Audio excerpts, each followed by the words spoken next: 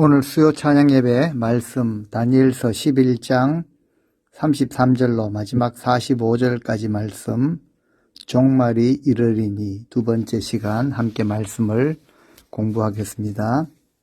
오늘 본문 11장 33절부터 45절까지 읽으시고 또 한 절씩 살피면서 공부하겠습니다. 이제 다니엘서 12장 한 장을 남겨놓고 있습니다. 이제 다음 주에 끝날이라는 제목으로 이제 마지막으로 살필 텐데요. 오늘은 종말이 이르리니 두 번째 시간 함께 공부하겠습니다. 다니엘서를 비롯한 모든 이 성경의 말씀, 예언의 말씀들이 실제 인류 역사 속에서 한치의 오차도 없이 말씀하신 그대로 다 이루어졌습니다. 그리고 앞으로도 다 성취가 되어질 것입니다. 다니엘서 전체에 흐르는 사상인데요. 제 아무리 강한 권력을 가지고 제국을 이루었다라고 할지라도 영원한 것은 없었습니다. 그리 오래가지도 못했죠. 지금까지 살핀 말씀을 통해서도 발견했듯이 모든 것이 역사 속으로 허무하게 사라져 버렸습니다. 그 와중에 하나님의 백성들조차도 영원할 것이라, 강할 것이라고 믿고 줄을 섰다가 오히려 걸려 넘어지고 낭패만 당하게 되었다라는 것을 드러내고 있습니다. 우리가 하나님을 믿는 하나님의 백성들이라면 늘 하나님 편에, 진리 편에, 말씀 편에 줄을 서야 합니다. 이 성경의 원리를 배우면 일평생 유익하죠. 하나님의 섭리를 진짜로 믿는다면 인생의 잔머리를 굴리지 않아도 됩니다. 그냥 하나님을 신뢰함으로 은혜를 구하며 기도의 무릎을 꿇을 때 그때 하나님의 놀라운 역사가 나타나는 법입니다. 지난주 살핀 제일 마지막 구절 32절 그가 또 언약을 배반하고 악행하는 자를 속임수로 타락시킬 것이나 오직 자기의 하나님을 아는 백성은 강하여 용맹을 떨치리라. 아무리 세상이 요동치고 흉흉해도 누가 용감하다고 하십니까? 하나님을 아는 백성이 용감하게 되죠. 왜 그렇습니까? 하나님이 누구신지를 아는 자, 하나님 어떤 분이신지를 아는 자, 하나님을 하나님으로 알고 믿고 구하는 자가 용감한 자입니다. 그분 앞에서 기도한다는 것은 과연 하나님을 하나님으로 대하는 태도이죠. 근데 보니까 다니엘이 그것을 참 잘했습니다. 하나님은 신본주의의 역사를 경영하시면서 때를 정해놓고 그것을 따라 정확하게 역사하십니다. 우리가 이것을 안다면 담대해지죠. 우리 신앙인들의 용기는 고집이나 배짱에서 나오는 것이 아닙니다. 하나님을 아는 것에서 나오는 것입니다. 하나님을 아는 지식이 우리를 살릴 뿐만 아니라 우리의 힘과 능력이 됩니다. 반면에 하나님을 아는 지식이 없으면 망하게 됩니다. 체계적으로 신학적으로 잘 정리해 놓은 지식, 공부해서 배운 지식이 아니라 정말 하나님이 어떤 분이신지를 체험하고 그래서 그분을 향한 분명한 고백이 있는 자들, 하나님이 기뻐하시죠. 이런 자들은 세상이 감당치 못하는 믿음으로 용맹을 떨치게 됩니다. 즉 하나님의 용사가 된다는 것이죠. 짧은 한 세상 살면서 우리는 작정된 기한이 있음을 알고 하나님의 정하신 때 종말이 있음을 알고 그때를 준비하며 살아가는 성도들의 삶을 사셔야 합니다. 강하여 용맹을 떨치는 이런 믿음의 삶 살아가는 우리 성도님들 되실 수 있기를 바랍니다. 하나님을 아는 백성들은 어떤 상황에서도 목숨을 걸고 믿음을 지키죠. 오늘 본문 33절 백성 중에 지혜로운 자들이 많은 사람을 가르칠 것이나 그들이 칼날과 불꽃과 사로잡힘과 약탈을 당하여 여러 날 동안 몰락하리라. 실제로 적그리스도의 예표가 되는 북방왕 예루살렘에 쳐들어와서 행한 일들입니다. 백성들 중에서도 하나님을 아는 자들은 목숨을 걸고 신앙을 지키지만 신앙을 지킬 뿐만 아니라 많은 사람들을 가르칠 것이라고 하십니다. 그들은 아는 것이 있죠. 진리와 거짓, 선과 악의 차이, 생명과 사망이 무엇인지, 그 결과가 어떻게 될 것인지를 아는 자들입니다. 그래서 지혜로운 자들이라고 하죠. 그들이 배우고 깨달은 것을 다른 사람들에게 전하는 일을 그들의 사명으로 삼는 자들입니다. 하나님을 아는 지식을 가지고 있는 사람들은 다른 사람들을 깨우쳐야 한다는 것이죠. 하지만 어리석은 자들이 있죠. 하나님을 아는 지식이 없는 자들입니다. 그들의 특징은 여기 붙었다 저기 붙었다 하다가 칼날, 불꽃, 사로잡힘, 약탈을 당하고 몰락하게 될 것이라고 오늘 성경이 말합니다. 의지했던 것에 오히려 발목을 잡히고 몰락당하는 일이 일어난다라는 것이죠. 34절 그들이 몰락할 때 도움을 조금 얻을 것이나 많은 사람들이 속임수로 그들과 결합할 것이며 북방왕이 쳐들어와서 성경을 태우고 심지어 성전 안에 제우스상을 세우기도 했습니다. 어리석은 유대인들 중에 일부는 핍박을 좀 면해보고자 이 북방왕이 추진하고 있는 헬라화 정책에 동조하기도 했다라는 것이죠. 이처럼 어리석은 자들은 세상의 강함과 높음, 부유함과 성공을 볼 때 그들과 결합하려고 하죠.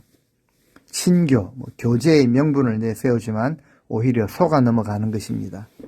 이것은 분명히 믿음을 배신하는 것이요.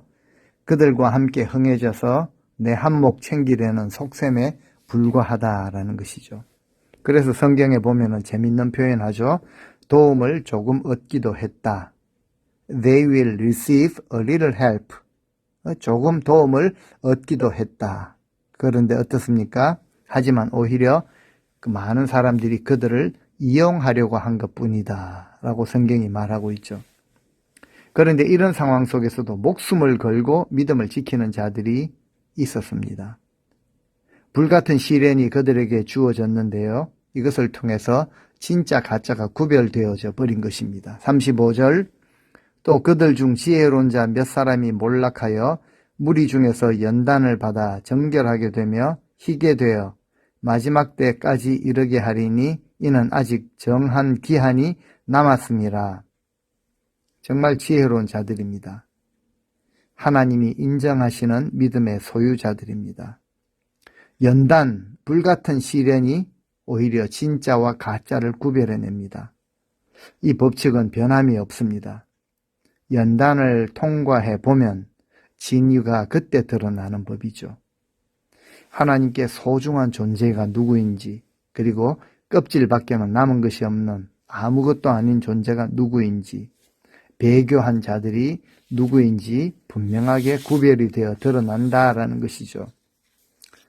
비록 이 연단이 오래 계속될 것이지만 끝은 있다라고 하십니다.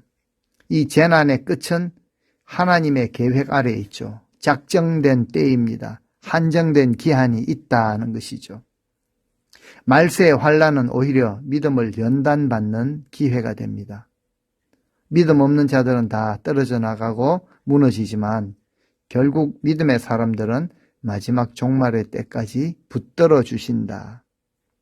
그때까지는 아직 정한 기한이 남아있다라고 하십니다.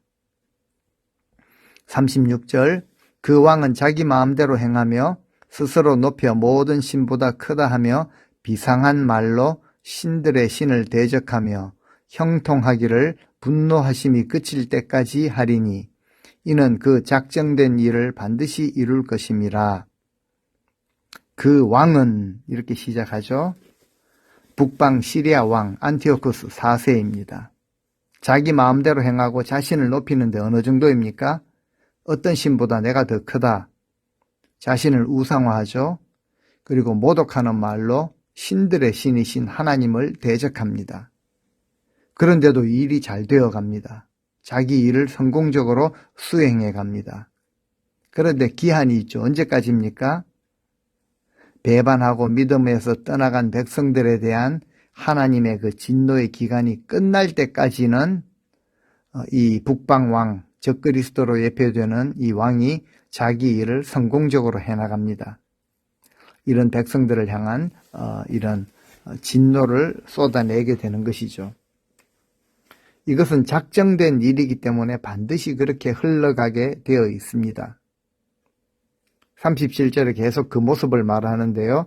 그가 모든 것보다 스스로 크다 하고 그의 조상들의 신들과 여자들이 흠모하는 것을 돌아보지 아니하며 어떤 신도 돌아보지 아니하고 38절 그 대신에 강한 신을 공경할 것이요 또 그의 조상들이 알지 못하던 신에게 금, 은, 보석과 보물을 들여 공경할 것이며 하나님을 대적하는 자들의 특징이 무엇입니까? 자기 자신을 모든 것보다 스스로 크다라고 여기죠. 어떤 신도 돌아보지 않습니다. 자신을 우상화시킬 뿐만 아니라 38절에 또 다른 우상을 섬기기도 합니다. 그 대신에 강한 신을 공경할 것이요. 하나님을 대적하는 자들의 특징이죠. 하나님을 대적하면은 그 자리에, 그 빈자리에 반드시 자기 눈에 강하게 보이는 그 무엇으로 채우게 되어 있습니다. 거기에다가 금, 은, 보석, 보물을 들이며 공경까지 했다라고 말하고 있습니다. 예, 그렇습니다. 우리는 우리의 모습을 살펴볼 수 있어야 합니다. 하나님을 향한 간절함과 경외함을 품고 살아가는가? 우리가 하나님을 진정으로 사랑하지 아니하면 그 자리에는 세속이 자리 잡기 마련입니다. 원망과 불평이 쉽게 흘러나오죠. 우리 마음 중심에 하나님을 경외하는 마음을 품어야 합니다. 39절 그는 이방신을 힘입어 크게 견고한 산성들을 점령할 것이요 무릇 그를 안다 하는 자에게는 영광을 더하여 여러 백성을 다스리게도 하며 그에게서 뇌물을 받고 땅을 나눠주기도 하리라. 예, 그들의 요새가 얼마나 견고하고 컸던지 이방신을 섬기는 자들을 배치해야 할 정도였습니다. 그리고 자신을 최고의 통치자로 인정하는 자들에게는 큰 명예를 주고 높은 지위를 주고 상으로 땅을 나누어 주게 되죠. 이처럼 하나님을 대적하는 자들은 잠시 형통한 것처럼 보입니다. 성공한 것 같지만 불법을 행하였기에 마지막은 패망하게 된다는 것이죠. 그래서 우리는 불의한 자들의 형통, 부러워할 필요가 없다는 것이죠. 예, 이제 40절부터 마지막 45절까지 남방왕과 북방왕이 전쟁을 할 것이지만 북방왕이 승리할 것이라는 예언의 말씀입니다. 40절부터 보시겠습니다. 마지막 때에 남방왕이 그와 힘을 겨룰 것이나 북방왕이 병거와 마병과 많은 배와 회오리 바람처럼 그에게로 마주와서 그 여러 나라에 침공하여 물이 넘침같이 지나갈 것이요. 예, 남방 애굽왕이 시리아 북방왕을 공격하지만 시리아 왕이 전차, 기마부대, 해군력을 총동원하여서 강력한 힘으로 대응을 하죠. 애굽을 칠 것이다. 뿐만 아니라 또 여러 나라를 침략하여 쓰나미같이 물밀듯이 쳐들어갈 것이라. 그리고 결국 거룩한 땅 이스라엘로 들어갈 것이라고 하십니다. 41절 그가 또 영화로운 땅에 들어갈 것이요 많은 나라를 패망하게 할 것이나 오직 에돔과 모압과 암몬 자손의 지도자들은 그의 손에서 벗어나리라. 예, 얼마나 이 예언이 구체적입니까? 북방 시리아 왕이 남방 애굽 왕을 이기고 그 주변까지 영향력을 발하게 됩니다. 이스라엘을 포함해서 수많은 나라들을 패망하게 할 것입니다. 하지만 에돔, 모압, 암몬의 지도자들은 그의 손에서 벗어날 것이라. 42절 그가 여러 나라들의 그의 손을 펴리니 애굽 땅도 면하지 못할 것이니. 이처럼 많은 나라들을 침략할 때에는 애굽이라고 할지라도 견디지 못할 것이다. 예언의 말씀을 보면은 앞에서 했던 말씀 또 하시고 또 다시 한번 상기시키시고 또 다시 강조하시고요. 여러 번 말을 하죠. 43절입니다. 그가 권세로 애굽의 금, 은과 모든 보물을 차지할 것이요 리비아 사람과 구스 사람이 그의 시종이 되리라. 북방왕이 애굽의 금, 은, 보물을 가지고 애굽과 인접해 있는 리비아, 구스 땅, 지금의 에티오피아 땅인데요. 구스 땅까지 정복할 것이라 하십니다. 계속 영토를 넓혀 나간다는 것이죠. 그렇게 그들은 안티오쿠스의 속국이 되었습니다. 북방왕은 그 모든 나라들을 복종시켜 마음대로 부릴 수가 있었습니다. 그리고 그들은 북방왕이 애굽으로 돌아갈 수 있도록 이제 길을 마련해 주게 되죠. 44절 그러나 동북에서부터 소문이 이르러 그를 번민하게 하므로 그가 분노하여 나가서 많은 무리를 다 죽이며 멸망시키고자 할 것이요. 그런데 그때 동쪽과 북쪽에서 들려오는 소문이 있었는데 그 소문을 듣고 놀라게 됩니다. 그래서 안티오쿠스 4세가 대단히 격분을 하게 되고 수많은 사람을 죽이려고 하죠. 여기서 동쪽, 북쪽에서 들려오는 소문은 어떤 소문이겠습니까? 세상에서 들려오는 소식들이죠. 그런 소문들은 뭐 들어보나 안 들어보나 뻔합니다. 무슨 좋은 소식이나 화합의 소식, 평화의 소식이었겠습니까? 아니죠. 반역과 배반, 전쟁의 소문들이었습니다. 그러니까 그 소문을 듣고 분노가 치밀 올랐고 전쟁 준비를 하고 나가서 많은 무리를 죽일 것이라.